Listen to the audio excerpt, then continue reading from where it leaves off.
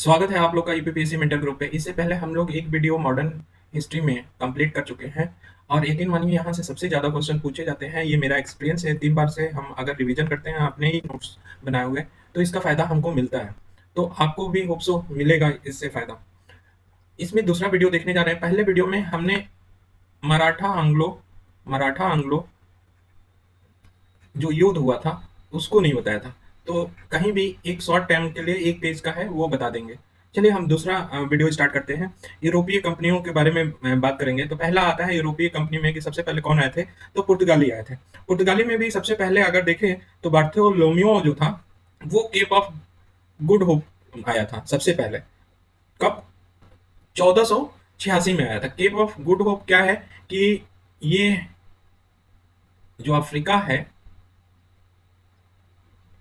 Africa के नीचे जो इसको है इसको बोलते हैं केप ऑफ गुड होप। ठीक है। तो यहाँ पे पहुंचा था बार्थोलोम्यो और 1498 में 1498 में वास्को डी गामा पहुंचा था और यही भारत की खोज किया था। ये 90 दिन का यात्रा किया था। जब वो वापस गया तो काली मिर्च लेके गया था।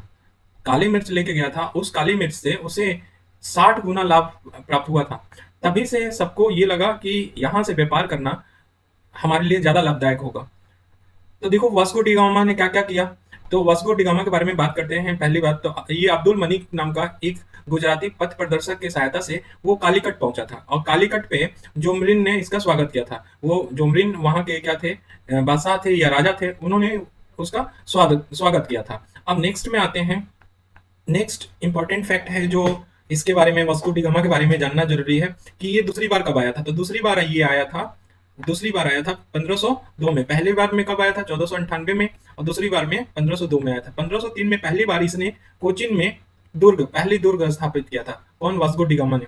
1500 में दूसरा पुर्तगाली आने वाला कौन सा था? तो देखो 1502 में ये आया था और पहली बार आया था, ये दूसरी बार आया था। इसी के बीच में पेड्रो अल्ब्रेज आया था। तो 1500 में दूसरा पुर्तगाली आने वाला कौन था? पेड्रो अल्ब्रेज आया। अब पुर्तगाली गवर्नर के बारे में हम लोग बात करने जा रहे हैं। तो सबसे पहले पुर्तगाली गवर्नर की बात करें तो ये है फ्रांसिस्को डी अल्मेडा। कौन आया था? Francisco de Almeida. कब से कब तक रहा था ये गवर्नर? 1505 से लेके 1509 तक। इसने ब्लू वाटर पॉलिसी लाया था।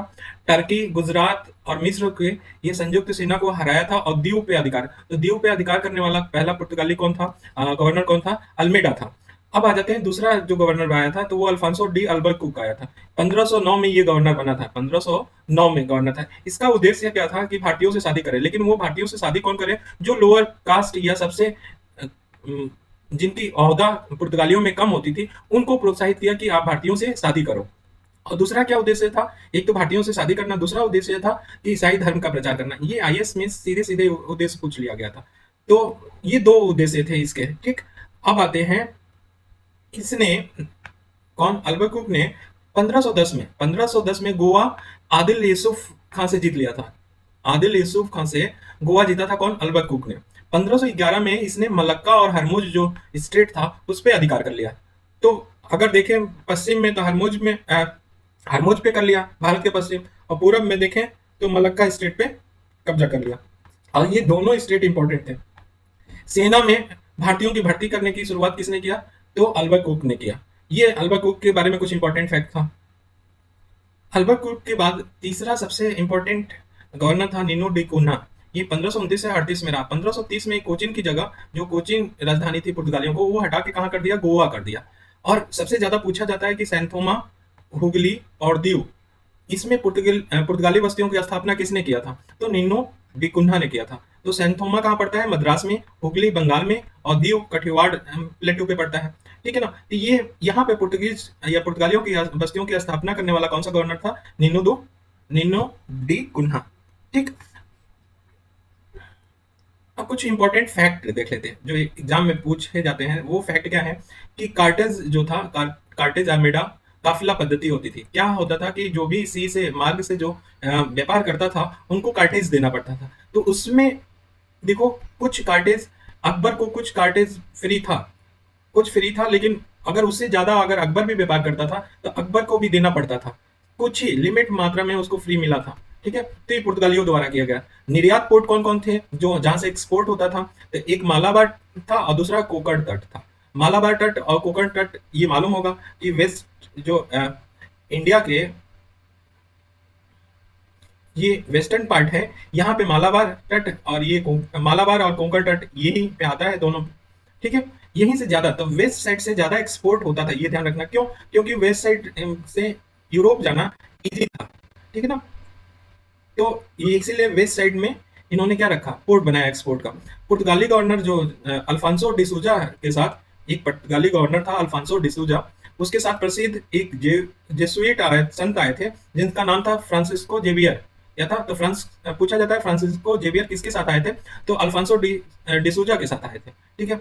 1556 में गोवा में प्रथम प्रिंटिंग प्रेस स्थापित हुआ था। तो पूछ लिया जाता है कि प्रिंटिंग प्रेस स्थापित करने वाला कौन पहला था, तो पुर्तगालियों ने किया था। और कहाँ पे किया था? गोवा में किया था। कब किया था? ये भी ईयर याद रखना, यूपीपीसीएस तो ईयर के पीछे पड़ा रहता है, ठीक है। और गोथिक स्थापत्य कला पुर्तगालियों की ही देन है। जो गोथिक स्थापत्य कला है, ये मेंस में लिखने को जो आता है, तो पुर्तगालियों की देन थी, ठीक है।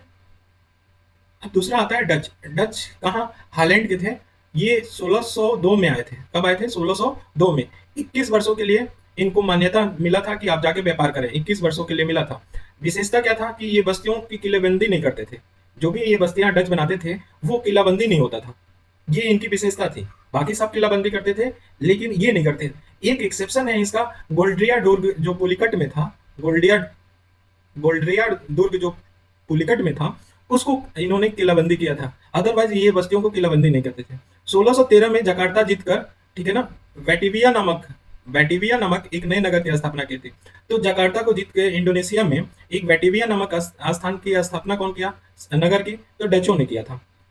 1641 में मलक्का, 1658 में सिलोन पे अधिकार कर लिया। सिलोन पुराना नाम है श्रीलंका का। तो मलक्का में अधिकार कौन कर लिया? डचों ने कर लिया। और सिलोन पे अधिकार डचों ने कर लिया, ठीक। अब ये पूछा जाता है कि पहला डच कारखाना कहाँ बना था, तो पहला डच कारखाना मुसलीपट्टम में बना था। मुसलीपट्टम में 1605 में पहला डच कारखाना बनाया था। लेकिन बंगाल में पहला कारखाना कहाँ? तो पिपली में। और उसके बाद बालसोर बाद में बना था। तो बंगाल में दो थे, एक तो पिपली और दूसरा बालसोर। तो बालसोर बाद में बना था, लेकिन पहला बंगाल में पूछे तो पिपली, लेकिन डच का पहला कारखाना पूछे कि कहाँ बना था, तो मछलीपट्टम में। शक्तिशाली डच व्यापार केंद्र कौन सा था, तो शक्तिशाली डच व्यापार केंद्र था चिंसुरा, 1653 में। गुस्तावुल नाम नाम डचों द्वारा दिया गया था। चिंसुरा को गुस्ताउल नाम दिया गया था, और यही शक्तिशाली डच व्यापार केंद्र था चिंसुरा। कोरमंडल से सूती वस्त्र का व्यापार करते थे। कोरमंडल जो है, उस इनका मेन ट्रेड था। जो मेन व्यापार था वो सूती वस्त्र का था। तो जो डच थे वो सूती वस्त्र पे ज्यादा फोकस करते थे। मालाबार तट से ये क्या करते थे, मसालों का व्यापार करते थे। तो मालाबार तट वेस्ट साइड में है, कोरोमंडल कहाँ पे है? ईस्ट साइड में। ईस्ट साइड में सूती के वस्त्र का था, और मालाबार तट किसके लिए? मसालों के लिए। तो ये कभी भी कंसेप्ट के रूप में पूछा जा सकता है। पुलिकट स्वर्ण निर्मित पेगोडा। पुलिकट में इन्होंने स्वर्ण निर्मित पेगोडा का निर्माण किया था, ठीक है ना। और यही इनका पहला सिक्का भी बोला जाता है डच्चों ने, ठीक है। तो सिक्कों का, स्वर्ण से निर्मित हुए सिक्कों का नाम क्या था, तो पेगोडा नाम था। कहाँ बनाया था, तो पुलिकट में बनाया था, ठीक है। लेकिन डच क्या हुए कि 1559 में बताया था कि कर्नाटक का तीसरे युद्ध हो रहा था, उसी में बेदरा का युद्ध हुआ था। बेडरा का युद्ध हुआ था। उस युद्ध में डच को बाहर निकाल दिए, कौन? अंग्रेज। और वंडीवास से जो 1760 में हुआ था, वंडीवास से क्या निकाल दिए? फ्रांसों को बाहर कर दिया अंग्रेज। और यहीं से अंग्रेजों का प्रभुत्व बढ़ने लगा था। अब अंग्रेज के बारे में बात करें, हम सीक्वेंस में चल रहे हैं। पुर्तगाली के बारे में बात किए, देन डच के बारे में बात किए, अब इंग्लैंड या इंग्लिश के बारे में, अंग्रेजों के बारे में बात करते हैं। तो 1599 में जॉन मिल्डन हॉल ये थलमार्ग से आया था, और 15 वर्षों के लिए एलिजाबेथ ने इस कंपनी को व्यापार करने के अनुमति दी थी, 15 वर्षों के लिए। 1600 में कंपनी की स्थापना हुई। तो 1600 में कौन था? अकबर था। जब कंपनी की स्थापना हुई 1600 में, तो उस समय भारत में कौन था? बादशाह अकबर था, ठीक है ना। 1608 में का दूत जेम्स प्रथम का दूत कैप्टन हॉकिंस बन के आया। कब की बात है? 1608 की बात है, ठीक है। तो अभी बताया हमने कि 1608 में जेम्स प्रथम का दूत कौन बन के आया? कैप्टन हॉकिंस बन के आया। कहाँ आया? सूरत आया, और आगरा में जाके जहांगीर से मिला। सूरत आया, ठीक है। और इसी सूरत में जो जिस जहाज से आया वो पूछ लिया जाता है, तो हेक्टर जहाज से आया था, ठीक है। हेक्टर नामक जहाज से आया था, आगरा में जाके मिला, ठीक है। इसको इंग्लिश खां की उपाधि हॉकिंस को किसने दिया था? जहांगीर खान ने दिया। जहांगीर ने जहांगीर से मिला और इसी को इंग्लिश खां की उपाधि भी दी गई। और 400 की मनसब और जागीरदारी जहांगीर ने किसको दिया? हॉकिंस को दिया। ठीक है, सूरत में फैक्ट्री स्थापित करने का इसने क्या किया? जहांगीर ने अनुमति दे दिया कि सूरत में आप फैक्ट्री स्थापित कर सकते हो, लेकिन पुर्तगाली क्या करने लगे? विरोध करने लगे, तो वो स्थापित नहीं हो पाया। ठीक है, तो इतना बात समझ में आया कि 1608 में जेम्स प्रथम, ये पूछ लिया जाता है इसलिए बता रहे हैं, 1608 में जेम्स प्रथम का दूत है कैप्टन हॉकिंस आया था, सूरत आया था आगरा में, लेकिन जाके वो जहांगीर से मिला था। इंग्लिश खां की उपाधि दी थी जहांगीर ने, 400 की मनसब और जागीरी दी थी, और साथ ही साथ सूरत में फैक्ट्री स्थापित करने का अनुमति दिया था, लेकिन बाद में उसे कैंसिल कर दिया क्योंकि पुर्तगाली उसमें जब ज्यादा ताकतवर थे वो विरोध करने लगे, इसलिए स्थापित नहीं हो पाया। ठीक, 1613 में सूरत में फैक्ट्री की स्थापना होती है, और पश्चिम में फर्स्ट फैक्ट्री स्थापित पूछा जाए कि पश्चिमी तट पे फर्स्ट फैक्ट्री कौन सी स्थापित हुई, तो 1613 में ही सूरत में हुआ था। ठीक है, लेकिन पूरब में ये सूरत नहीं होगा। ठीक, अब देखो हॉकिंस आया था 1608 में, तो एक और भैया थे थॉमस रो। थॉमस रो 1615 में, ये जेम्स प्रथम का ये भी दूत थे। थॉमस रो आया और जहांगीर से कहाँ मिला? अजमेर में मिला था। वो कहाँ मिला था? आगरा में मिला था। ठीक है, और ये साथ में शिकार भी किया था। किस जहांगीर जब शिकार पे गए थे तो साथ में जेम्स प्रथम के जो राजदूत थे थॉमस रो, वो भी जाके शिकार किया था। ठीक है, ये कुछ इंपॉर्टेंट फैक्ट हैं जिसको देखना जरूरी है। 1632 में गोलकुंडा के सुल्तान ने सुनहरा फरमान दिया था इसको, ब्रिटिशों को। तो गोलकुंडा के सुल्तान ने सुनहरा फरमान दिया था 1632 में। 1633 पूर्व में पहला, पूरब में 1613 में सूरत बताया था कि पश्चिम में, पश्चिमी तट पे सूरत था, और 1633 में पूरब में पहला कारखाना कौन सा था? तो बालसोर और हरिपुरा था। कौन? बालसोर और हरिपुरा। 1639 में फ्रांसीसी जो डे हैं इंग्लिश थे, वो चंद्रगिरी के राजा से मद्रास पट्टे पे लिया और फोर्ट सेंट जॉर्ज किला का निर्माण किया। तो फ्रांसीसी डे ने चंद्रगिरी से एक मद्रास को क्या किया? पट्टे पे ले लिया, और उसी पट्टे पे उन्होंने फोर्ट सेंट जॉर्ज किला का निर्माण किया। ये कब की बात बता रहे हैं? 1639 की बात का बता रहे हैं। अब 1661 की बात देखें तो 1661 में मुंबई को दहेज के रूप में दिया गया था। जैसे 1667 में मुंबई को गवर्नर गेराल्ड ओंगियार थे, वो बनाए थे, मतलब मुंबई को स्थापित। पूछते हैं ना कि मुंबई का स्थापना कौन किया, तो ये क्या हुआ था कि 1661 में पुर्तगालियों ने ब्रिटिश को, ठीक है, राजकुमार को, ब्रिटिश के जो राजकुमार थे वो पुर्तगालियों की एक लड़की से शादी किए, और उसके दहेज के रूप में पुर्तगालियों ने मुंबई को क्या किया? दिया था 1661 में। बस ये जानो, सब भूल जाओ कि 1661 में मुंबई को दहेज के रूप में ब्रिटिशों ने प्राप्त किया। ठीक है, और 1667 पे उसी बम्बई को गवर्नर गेराल्ड ओंगियार ने, उसकी स्थापना, जो आज बम्बई शहर देख रहे हो। विलियम हैजेज बंगाल का प्रथम अंग्रेज गवर्नर था। पूछ लिया जाए कि बंगाल का प्रथम अंग्रेज गवर्नर कौन था, तो विलियम हैजेज था। 1690 में जाब चार्नॉक थे, वो कालिकता, गोविंदपुर और सुल्तानाटी, ये तीन को मिला के कलकत्ता नामक शहर को या नगर को बसाया, स्थापना किया। कौन कौन थे? कालिकता, गोविंदपुर और सुतनाटी, इसको तीनों को मिला के जाब चार्नॉक ने 1690 में कलकत्ता का स्थापना किया। ठीक है ना, नगर बनाया। 1700 में फोर्ट विलियम की स्थापना हुई, कहाँ पे? कलकत्ता में, 1700 में। और पहला गवर्नर कौन बना फोर्ट विलियम का? तो चार्ल्स आयर प्रथम गवर्नर बना फोर्ट विलियम का। ये पूछ लिया जाता है कब स्थापना हुई थी? 1700 में। ठीक, अब ये इंग्लैंड के बारे में या ब्रिटिश के बारे में पढ़ रहे थे। अब आ जाते हैं फ्रांस के बारे में। जो फ्रांसीसी थे, फ्रांसीसी कंपनी जब आई थी तो उस समय लुइस 14वें बादशाह थे, उनकी मंत्री कौन था? काल्वर्ट था। उसने 1664 में कंपनी बनाई, ठीक है, और 1668 में सूरत में पहली व्यापारिक कारखाना खोला। तो 1613 में अंग्रेजों ने खोला, और 1668 में सूरत में व्यापारिक कारखाना पहला कौन खोला? तो फ्रांसीसियों ने खोला। ठीक है, 1674 में बंगाल के सूबेदार शाइस्ता खां, ठीक है ना, फ्रांस ने चंद्रनगर की स्थापना की। तो क्या किया कि जो बंगाल के सूबेदार थे शाइस्ता खां, वो फ्रांस को चंद्रनगर बंगाल में जो था, वो शाइस्ता खान से लेके चंद्रनगर की स्थापना किया। कौन? शाइस्ता खान से जमीन लेके या पट्टे लेके कौन किया? फ्रांस ने किया। एक रिजविक की संधि पूछा जाता है। रिजविक की संधि किससे था? तो डच्चों से था। डच्चों से अंग्रेजों ने पौंडीचेरी को छीन लिया। जो डच थे, डच से अंग्रेजों ने क्या किया? पौंडीचेरी को छीन लिया। और 1693 में इसी संधि, जो रिजविक संधि है, 1697 में हुआ था। पौंडीचेरी किसको दे दिया? फ्रांस को दे दिया। तो अंग्रेजों ने क्या किया? डच्चों से पौंडीचेरी छीना, और फिर इसको किसको दे दिया, फ्रांस को दे दिया। तो इसके बीच जो संधि हुई थी वो रिजविक संधि है और 1697 में हुई थी। ठीक। अब नेक्स्ट इंपॉर्टेंट टॉपिक है धन का बहिर्गमन या ड्रेन ऑफ वेल्थ के बारे में बात करें। तो सबसे पहले दादा भाई नौरोजी ने 20 रुपया एस्टिमेट लगाया था। लॉर्ड कर्जन ने 1901 में 30 रुपया बताया था। विलियम ने 18 रुपया बताया था। पर कैपिटा इनकम की बात हो रही है, ठीक है ना।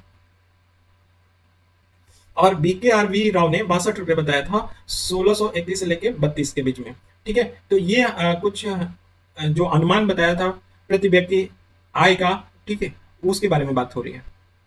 अब नेक्स्ट आता है कि धन के बहिर्गमन सिद्धांत से कौन कौन लोग जुड़े थे। तो दादा भाई नौरोजी जुड़े थे। इन्होंने poverty and un British rule India कब ये पब्लिश किया था, 1667 में। ठीक है, द वांट्स एंड मीन्स 1800, ये 1867 है। और 1870 में on the commerce of India 1871, ये लगातार है और इंक्रीजिंग ऑर्डर में देखो 1867, 70, 71। और नैतिक निकास की संज्ञा भी किसने दिया था, दादा भाई नौरोजी ने। ठीक है ना। इन तीनों में ड्रेन थ्योरी का आर्टिकल लिखा। कौन कौन से, poverty and un British rule in India, the wants and means, on the commerce of India. इन तीनों में दादा भाई नौरोजी ने क्या, धन के बहिर्गमन का सिद्धांत ड्रेन थ्योरी का आर्टिकल दिया था।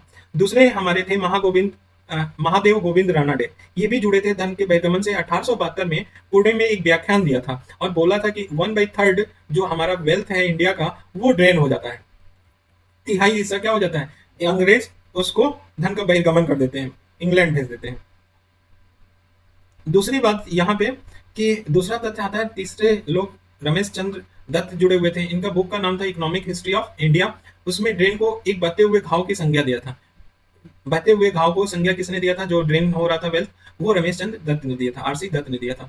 तथ्य क्या है कि कलकत्ता का अधिवेशन 1896 में धन के निष्कासन जो था उसको स्वीकार किया था। और उस समय अध्यक्ष कौन थे, दादा भाई नौरोजी थे। तो कलकत्ता के अधिवेशन में धन के निष्कासन या धन के बहिर्गमन को स्वीकार किया गया था। कब हुआ था, 1896 में। और अध्यक्ष कौन थे, दादा भाई नौरोजी थे। 1901 में इंपीरियल लेजिस्लेटिव काउंसिल में बजट पे भाषण देते हुए गोपाल कृष्ण गोखले ने धन बहिर्गमन का सिद्धांत दिया था। तो ये अगर पूछे कि इंपीरियल लेजिस्लेटिव काउंसिल में कौन बजट पे भाषण देते हुए धन के बहिर्गमन का सिद्धांत दिया था, तो वो गोपाल कृष्ण गोखले थे। ठीक है ना, दादा भाई नौरोजी नहीं थे। अब कुछ इंपॉर्टेंट फैक्टर देखते हैं कि पौंडीचेरी में फोर्ट लुई है। पहली बात, कर्नाटक युद्ध फ्रांस और अंग्रेजों के बीच में हुआ था। 1660 में बंडिवस का युद्ध हुआ था और फ्रांस हार गया था। और 1659 में कौन सा हुआ था, वेदड़ा का युद्ध हुआ था और इससे डच बाहर हो गए थे। ठीक है ना, अंग्रेजों ने डच को बाहर कर दिया था। तो ये हमारा हो गया। अब कंपनी का काम पूछ लिया जाता है, तो कंपनी का PDF हम लोग अक्सर याद रखते हैं, PDF। इसमें PDEF कर देते हैं। तो P से पुर्तगाली, D से डच, E से अंग्रेज और फ्रांस आता है, इसी बीच में डेन आ जाता है। तो ये याद रखना, जो लास्ट स्टेज है ना PDEF में, तो इन दोनों के बीच में डेन आता है, 1616 में आता है। कुछ ध्यान रखने वाली बातें क्या हैं कि पुर्तगाली कब आते हैं, 1498 में डच आते हैं, 1602 में अंग्रेज आते हैं। कब, 1600 में, मतलब जो कंपनी एस्टेब्लिश होती है। और फ्रांस 1668 में, इसी के बीच में 1616 में डेन आते हैं। देखो नोट में लिखे हैं कि अंग्रेजों की कंपनी तो 1600 में बनी थी, लेकिन डचों के बाद आए थे। ये डच आ गए थे 1602 में, कंपनी भी बनी थी, लेकिन कंपनी इस्टेब्लिश 1600 में भले हुई थी, लेकिन ये डचों के बाद ही आए थे। तो ध्यान रखना, कंपनी का सीक्वेंस, आने का सीक्वेंस ये है, लेकिन कंपनी बनने का सीक्वेंस अलग होगा, है ना। ई पहले आ जाएगा, तो कंपनी बनने का ये ध्यान रखना। क्या क्वेश्चन में पूछ रहा हूं उसके हिसाब से करना है। अब हम देखने जा रहे हैं एक मैप के माध्यम से रैयतवाड़ी, महलवाड़ी और हमारा अस्थाई बंदोबस्त। ये तीनों हम एक मैप के माध्यम से देखेंगे, जो प्री में क्वेश्चन बन सकते हैं उसको देखेंगे। पहली बात कि एरिया देखते हैं कि कहाँ कहाँ था। तो महालवाड़ी आपका पंजाब, यूपी और MP में था और इससे 30% एरिया ऑक्युपाइड होता था। वहीं अस्थाई बंदोबस्त में कितना होता था, 19%। और कौन था, तो इसमें बोलते हैं बॉब। बिहार, उड़ीसा, बंगाल। बात समझ रहे हो। बॉब एरिया में कौन था, अस्थाई बंदोबस्त 19% पे लागू था। और 1793 में कार्नवालिस ने अस्थाई बंदोबस्त को लागू किया था। यहीं पे देखो कि कर्नाटक क्षेत्र उस समय जब अंग्रेज थे तो इधर बोला जाता, तो ये कर्नाटक का उत्तरी क्षेत्र देखो इससे लगा हुआ है कि नहीं, क्योंकि कर्नाटक इधर था, इधर अभी है, लेकिन जब अंग्रेज थे तब तो उत्तरी कर्नाटक भी इसी में शामिल था। अगर पूछ लिया जाए तो आप आइडिया से मैप याद रख के मार लोगे कि उत्तरी कर्नाटक किसमें था, अस्थाई बंदोबस्त के क्षेत्र में था। अब आ जाते हैं रैयतवाड़ी में। देखो तो रैयतवाड़ी में क्या था, सिंध था, मुंबई था और मद्रास था, और ये 51% पे सबसे ज्यादा लागू था। इसमें भू राजस्व का दर 33 से 55% के बीच में रहता था।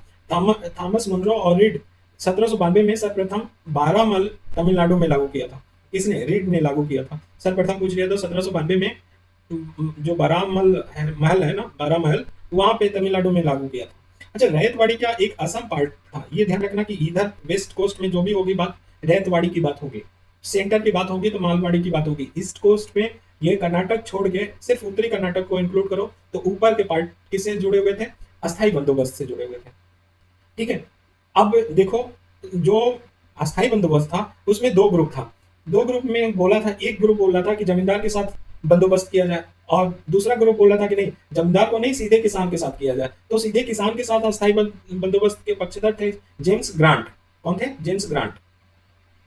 जबकि जमींदार के साथ बंदोबस्त के पक्षधर कौन थे? जानसोर और कार्नवालिस थे। फाइनली यही क्या हुआ, एक्सेप्ट किया गया। फाइनली यही एक्सेप्ट किया गया। बहुत सारे फैक्ट और भी हैं, लेकिन यहाँ पे बस इतना ही जानना आई थिंक सफिशियंट है फ्री के लिए।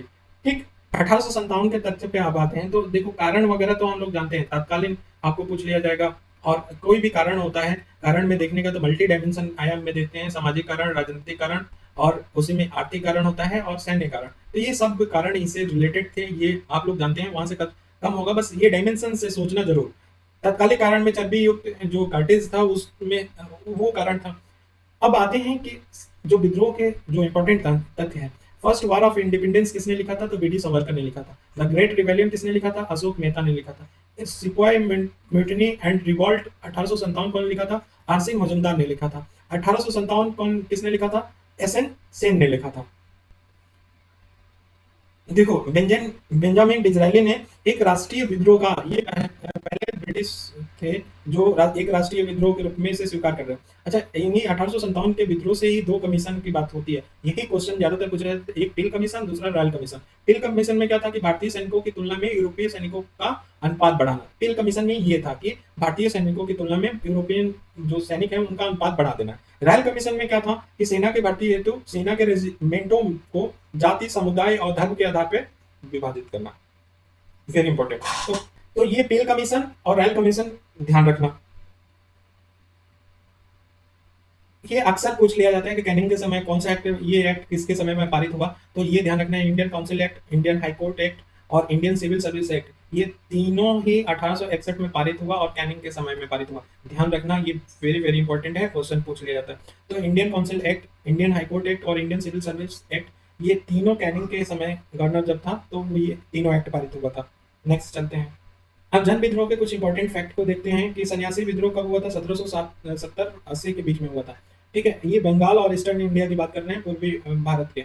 तो बंगाल रीजन और पूर्वी भारत के में कौन कौन हुआ था? तो सन्यासी विद्रोह था। 1770 में बंगाल में फेमाइन आया था इसी के समय, तो इसको लेके हुआ था। वारेन हेस्टिंग ने इसको कुचल दिया था। कौन सा? सन्यासी विद्रोह को। आनंद मठ बंकिम चट्टोपाध्याय द्वारा उल्लेख, कौन से विद्रोह का उल्लेख किया गया है? आनंद मठ में किया गया है सन्यासी विद्रोह का। एक चुआर विद्रोह हुआ था। चुआर विद्रोह दो बार हुआ था, एक 1766 से 72 के बीच में, 1766 से लेकर 72 के बीच में, 1795 से लेकर 1816 के बीच में। फेमाइन का मतलब होता है अकाल, अकाल आया था। ठीक है ना। तो फेमाइन के कारण ये भी हुआ था चुआर विद्रोह, और ये लैंड रेवेन्यू जो जब भूमि राजस्व कर था वो वृद्धि हो गया था। फेमाइन तो आया था, अकाल आया था। अकाल आने के बाद भी वो क्या कर रहे थे? भू राजस्व में क्या कर दिए थे? वृद्धि कर दिए थे, जिसकी वजह से ये चुआर का विद्रोह हुआ था। अब नेक्स्ट देखो, हो या मुंडा विद्रोह, ये दोनों 1820 से 22 के बीच में हुआ था। एक हुआ था 1831 में। कोल विद्रोह 1831 में हुआ था, रांची सिंह भूमि में, रांची में हुआ था। छोटा नागपुर पठार में हुआ था कोल विद्रोह। खोंड आ जाओ तो 1837 से 1856 में हुआ था। चक्रा विसोई इसके नेता थे। संथाल विद्रोह 1856 से लेके 1855 से लेके 56 तक हुआ था। इसके नेता कौन थे? सिंधु और कान्हो थे।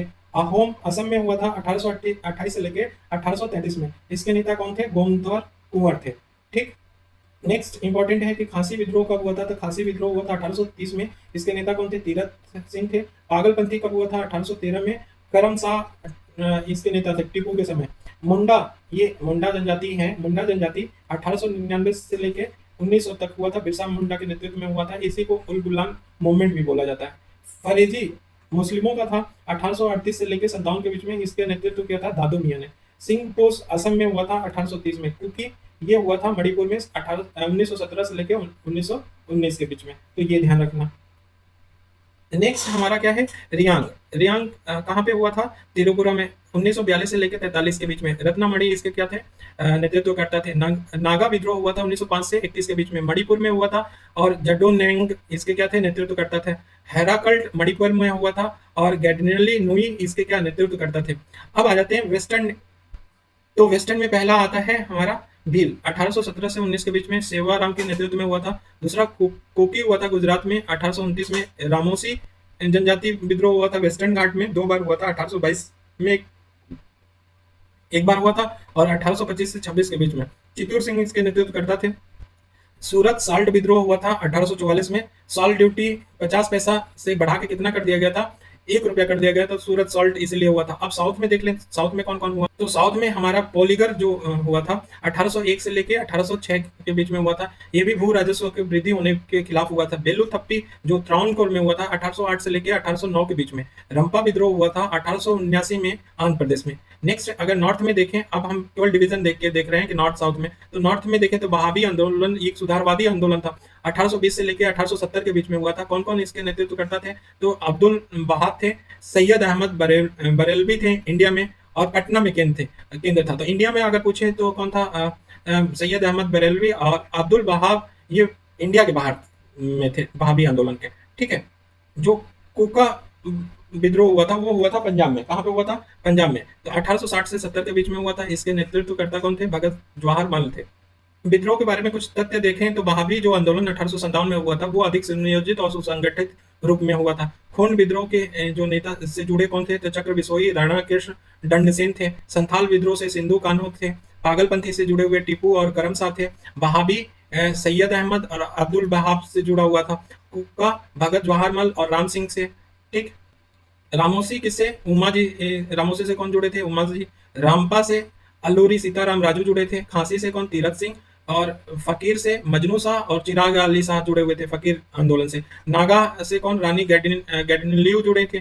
चिंचू जनजाति जो था उससे जुड़ा हुआ कौन था, मोतीलाल तेजावत। ये सब नेतृत्वकर्ता के बारे में बताया गया है। ठीक है ना। इसको जितनी बार रिवीजन कर सकते हो रिवीजन कर लेना।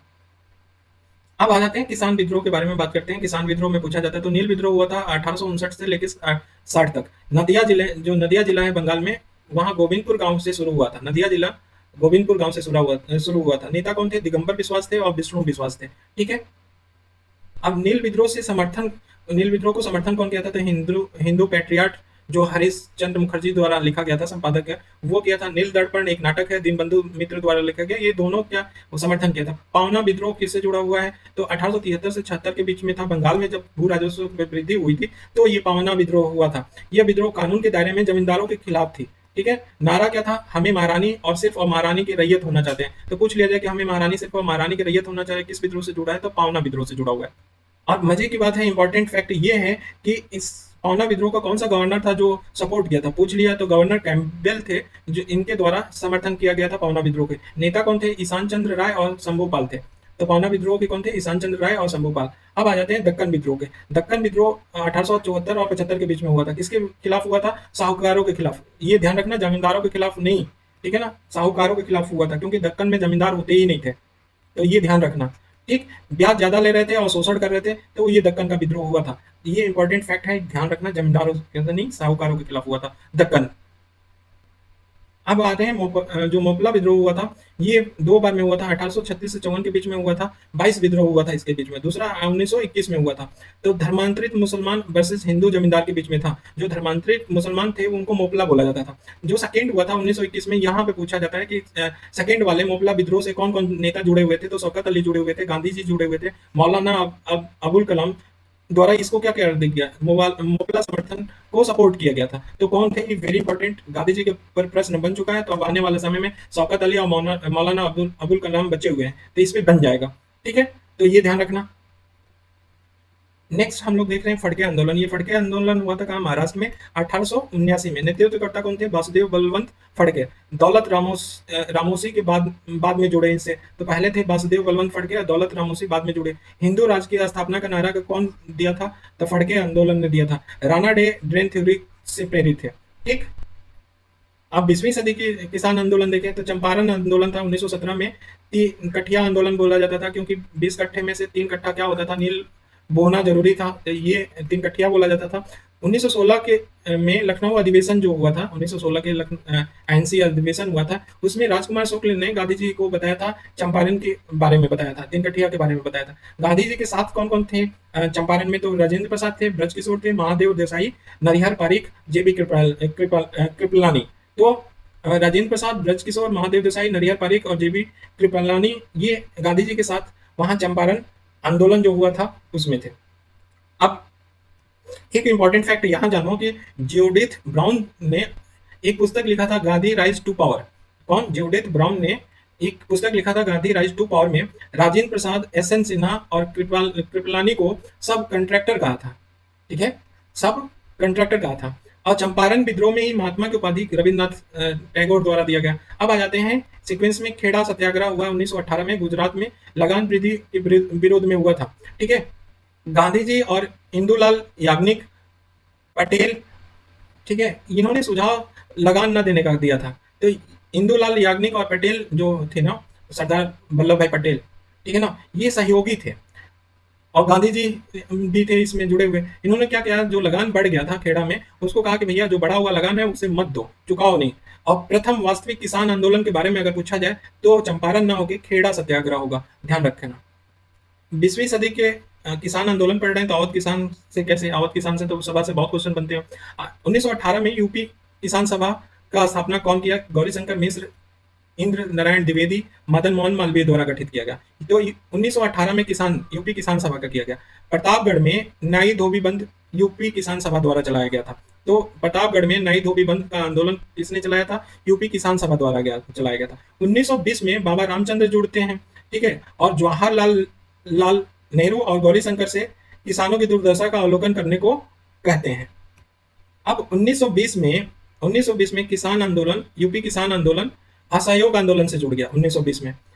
17 अक्टूबर 1920 में बाबा रामचंद्र अवध किसान सभा का गठन किया। कब? 1920 में अवध किसान सभा आ गया। 1918 में जो यूपी किसान सभा था, अब 20 में क्या हो गया? एक आ गया अवध किसान सभा का गठन। 1921 तथा 1922 के प्रारंभ में किसान आंदोलन, ठीक है, किसान आंदोलन हरदोई, बहराइच, सीतापुर में चला। तो 1921 के अंत से लेके 1922 के प्रारंभ में एक किसान आंदोलन हरदोई, बहराइच, सीतापुर में चला था। ये इसको एका आंदोलन के रूप में जाना जाता है। ठीक है, इसके नेतृत्वकर्ता कौन थे? मदारी पासी थे। ठीक, क्या था? एका आंदोलन किस रूप में भिन्न था अगर देखें तो यहाँ पे टिनेंट, सॉरी, यहाँ पे टिनेंट तो काश्तकार किसान तो जुड़े हुए थे, साथ साथ में छोटे स्तर के जो जमींदार हुए थे वो भी जुड़े हुए थे। तो ध्यान रखना, एका आंदोलन में छोटे स्तर के जमींदार भी जुड़े हुए थे। अब आ जाते हैं बरदौली सत्याग्रह 1928 में हुआ था। ये भूस्वामी, इसमें कौन कौन भाग पार्टिसिपेट किए थे? तो भूस्वामी, किसान और कालीपराज। कालीपराज मतलब काले लोग, जिनको एसटी बोला जाता था, एसटी रहते थे। तो कौन कौन हिस्सा लिया था बरदौली में? भूस्वामी, किसान और कालीपराज। ध्यान रखना, कालीपराज किसको बोले गए हैं? जो एसटी हैं, जनजाति हैं, काले लोग हैं। कालीपराज, ये जो हाली पद्धति होती थी या मजदूर व्यवस्था, हाली पद्धति किससे जुड़ा हुआ है? मजदूर व्यवस्था से। ये पूछ लिया गया था यूपीपीसीएस में। तो कालीपराज किसके विद्रोह में थे? तो मजदूर व्यवस्था से विद्रोह या हाली पद्धति का क्या कर रहे थे? विद्रोह कर रहे थे। इससे और इंपॉर्टेंट फैक्ट ये जुड़ा है कि शुरू में मेहता बंधु, ठीक है, कल्याण जी, कुंवर जी और दयाल जी इसके नेतृत्व करता थे। ठीक है ना, मेहता बंधु कौन थे? कल्याण जी, कुंवर जी, ठीक है ना, और दयाल जी। इन शुरू में ये नेतृत्व करते थे, लेकिन बंबई सरकार ने 30% भू राजस्व में और वृद्धि कर दी। अतः जो नेतृत्व था अब वल्लभ भाई पटेल को दे दिया गया था। तो मेहता बंधु पहले किए, उसके बाद वल्लभ भाई पटेल आ गया। ठीक, अब नेक्स्ट आता है कि गांधी जी जो थे वो कालीपराजों को रानीपराज मतलब वनवासी की उपाधि दी थी। तो जो कालीपराजा थे, जिनको एसटी या काले लोग बोला जाता था, उनको रानीपराज की उपाधि किसने दिया था? तो गांधी जी ने दिया था। Very important. ठीक है, बंबई विधान परिषद से के एम मुंशी और लालाजी नारायण जी ये त्याग पत्र दे दिए थे। ब्रूमफील्ड और मैक्सवेल जांच के नाम से जांच समिति बना था और लगान घटा के कितना कर दिया था, 6.03 कर दिया था। ठीक है, तो ये अभी हम बात किसको कौन से आंदोलन की कर रहे हैं, बरदोली आंदोलन के बारे में ही ये बात हो रही है कि जो कलिप राजा राजो थे, रंजो, उनका रानी राज बनवासी, इसका रानी राज का मतलब बनवासी नाम दिया। और इसी में बरदोली में वाले में ही तो बम्बई विधानसभा ने क्या कर दिया था, 30% बढ़ा दिया था। तो इसी को खिलाफ प्रदर्शन करने के लिए के मुंशी और लालजी नारायण जी ने त्याग पत्र दे दिया। अब ब्रूमफील्ड और मैक्सवेल के दोनों मिलके जांच समिति बना इनसे, और इन्होंने क्या किया, अपनी रिपोर्ट में ये लगान घटाकर 6.003% कर दिया। सरदार की उपाधि महिलाओं की तरफ से गांधी जी ने दिया था, यही बरदौली सत्याग्रह में। ठीक है, तेभागा आंदोलन 1946 में हुआ था। कहाँ, बंगाल में। नेता कौन थे, कंपाराम और भवन सिंह थे। बटाईदारों की मांग की उन्हें उपज का 1/3 भाग प्रदान किया जाए। तेभागा मतलब वही होता है कि 1/3 पार्ट। तो ये तेभागा के नाम से ही पता चल जाएगा, 1/3 भाग के लिए ये लड़ा गया था। तो ये बटाईदारों की मांग थी क्या, कि जो भी उपज हो रहा है उसका 1/3 पार्ट उनको दिया जाए। ठीक, अब आ जाओ अखिल भारतीय किसान सभा। इसकी स्थापना कब हुई थी, 1936 में हुआ था, अप्रैल 1936 में। अध्यक्ष कौन थे, स्वामी सहजानंद सरस्वती। महासचिव कौन थे, एनजी रंगा थे। फैजपुर के समानांतर, जो फैजपुर में अधिवेशन हुआ था, वो फैजपुर के समानांतर इसका भी सम्मेलन हुआ था। और इसके अध्यक्ष, जब फैजपुर के समानांतर जो अधिवेशन हुआ था, उसमें अध्यक्ष एनजी रंगा थे। डिमांड क्या किए थे इन्होंने, अखिल भारतीय किसान सभा का जो सम्मेलन हुआ, उन्होंने कहा था कि 50% जो राजस्व है वो कम करो और संगठन को मान्यता दो, इस संगठन को मान्यता दो। लेकिन मतलब जवाहरलाल नेहरू ने इस सम्मेलन में संबोधन भी किया था। तो जो अखिल भारतीय किसान सभा जो फैजपुर के समानांतर ही हुआ था, वहां पे अधिवेशन आईएनसी में, तो इस सम्मेलन में कौन संबोधन किया था, जवाहरलाल नेहरू ने किया था।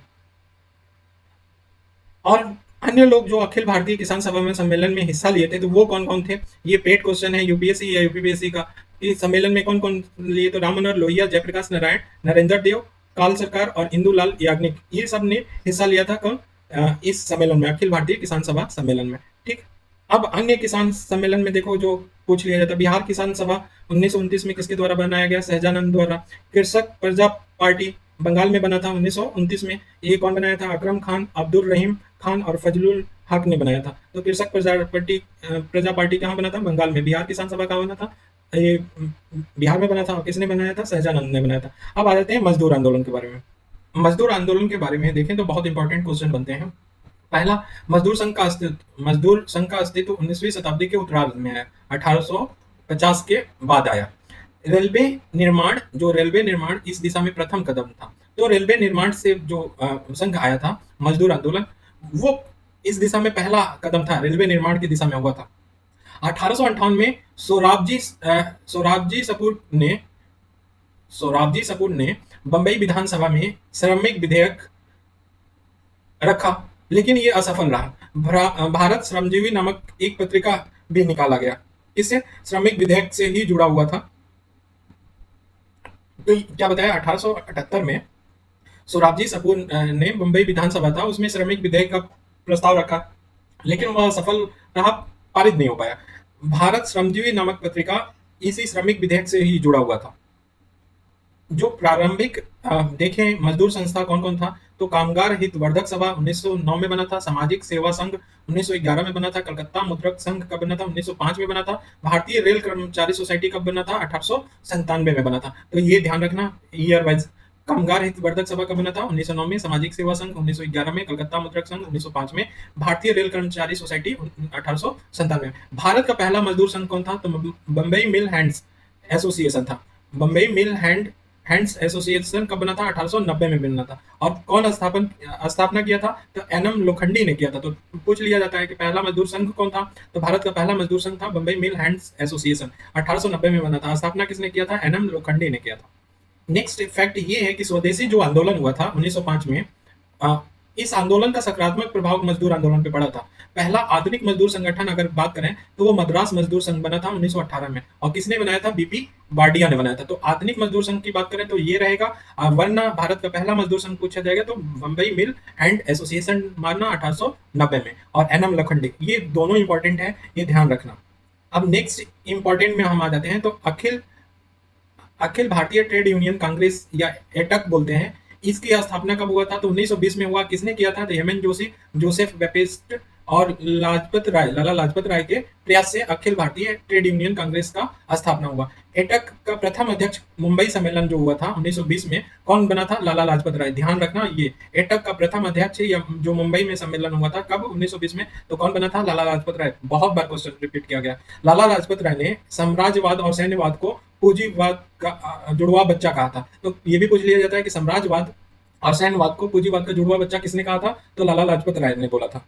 ठीक, अब एक नजर डालें कि अध्यक्ष एटक की अध्यक्षता कौन फेमस लोग किए। तो लाला लाजपत राय पहले बता दिया, सी आर दास ने भी किया था, सी एफ एंड्रूज ने भी किया था, और जेम्स सेन ने किया था, सुभाष चंद्र बोस ने भी अध्यक्षता की थी, ये ध्यान रखना, और जवाहरलाल नेहरू ने भी एटक की अध्यक्षता की थी। ये इंपॉर्टेंट फैक्ट है, ये मिल ढूंढने से भी नहीं मिलेगा जल्दी, ये ध्यान रखना। और इस पे फंसता है क्वेश्चन, आईएएस में फंसेगा, ऐसे ऑप्शन दे देगा कि कौन अध्यक्षता एटक की नहीं किया था, एटक को खोल देगा और इसमें ये सारे हो जाए।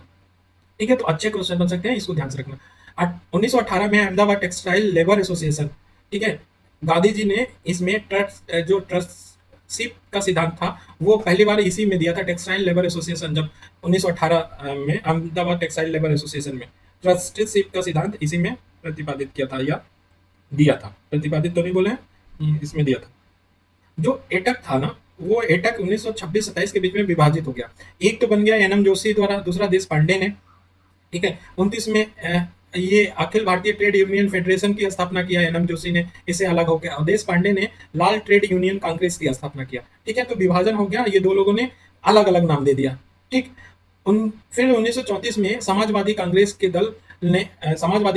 दल ने इनको क्या कर दिया, फिर एटक को पुनः एकता ला दिया, दोनों को मर्ज करा दिया। अब कांग्रेस के अंदर देखें कि कौन वामवादी, लेफ्ट साइड, या जो भी बोलते हैं लेफ्टिस्ट नेता कौन कौन थे। तो श्रीपाद अमृत डांगे थे, मुजफ्फर अहमद थे, पूरनचंद जोशी और सोहन सिंह, ये कामगार किसान की स्थापना किए थे। तो कांग्रेस का अंदर ही वामवादी नेता, ये जो श्रीपाद अमृत डांगे, मुजफ्फर अहमद, पूरनचंद जोशी और सोहन सिंह, ये इन्होंने कामगार किसान की स्थापना की थी। तो ये ध्यान रखना, ये इंपॉर्टेंट है। तभी मजदूर से ही जुड़े हम लोग महत्वपूर्ण बातों पे चर्चा कर रहे हैं। जो सविनय अवज्ञा हुआ था सीडीएम के समय, कांग्रेस ने मजदूर और किसान को कांग्रेस के हाथ पैर का नारा दिया। किसके समय में, कौन से आंदोलन के समय में बोला? सविनय अवज्ञा आंदोलन के समय में ही कांग्रेस ने नारा दिया कि मजदूर और किसान कांग्रेस के हाथ और पैर है का नारा दिया। तो ये ध्यान रखना इसमें। M N Roy Indian Federation of Labour की स्थापना किया था। तो इंडियन फेडरेशन ऑफ लेबर की स्थापना किसने किया था? एम एन राय ने किया था।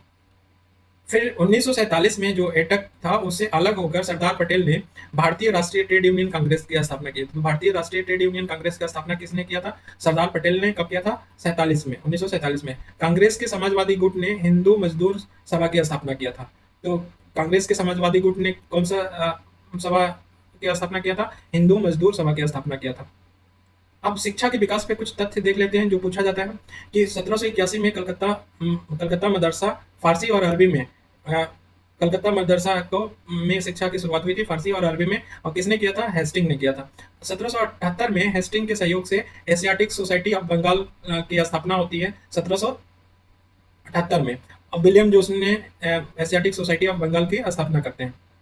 और 1791 में आ जाए तो जोनाथन डंकन ने जो संस्कृत कॉलेज और हिंदू कानून बनारस में स्थापना किया, ठीक है। तो ये इंपॉर्टेंट फैक्ट रहा। संस्कृत कॉलेज और हिंदू कानून बनारस में स्थापना कौन किया था? जोनाथन डंकन ने।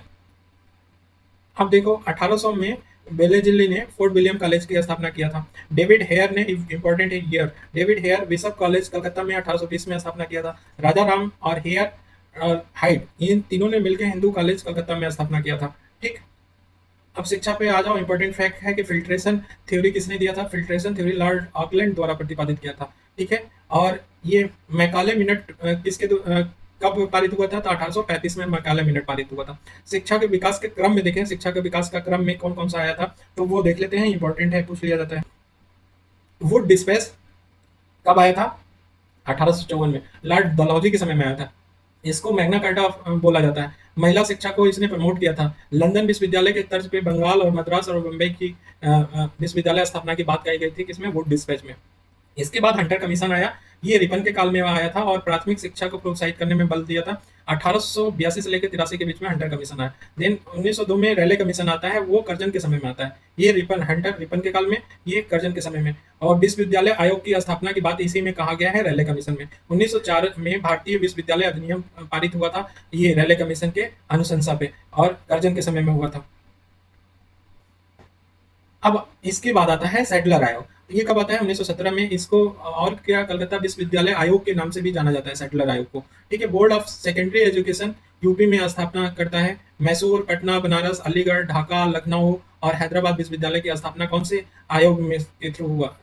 तो सैडलर आयोग के अनुशंसा पे। तो ये मैसूर, पटना, बनारस ये पूछ लिया जाएगा। ठीक है, ध्यान रखना। शिक्षा अप्रांतीय विषय कौन से आयोग से? सैडलर आयोग के। उसके बाद 29 में आया हर्टोग समिति। 1929 में वर्धा आया। 1937 में इसमें 7 से 14 तक निःशुल्क शिक्षा की बात हुई और मातृभाषा की बात कही गई थी कि मातृभाषा में शिक्षा दिया जाए। सर्जेंट आयोग 1944 में आया और ये 6 से 14 तक निःशुल्क शिक्षा देने के 6 से 14 वर्ष के बच्चों को निःशुल्क शिक्षा देने के लिए बात कही थी, सिफारिश की गई थी। ठीक, तो आज के लिए बस इतना ही। नेक्स्ट में हम और इम्पोर्टेंट फैक्ट को देखेंगे। अगर आप लोग को पसंद आ रहा हो तो जरूर कमेंट या लाइक या शेयर जरूर करिएगा। Thank you so much.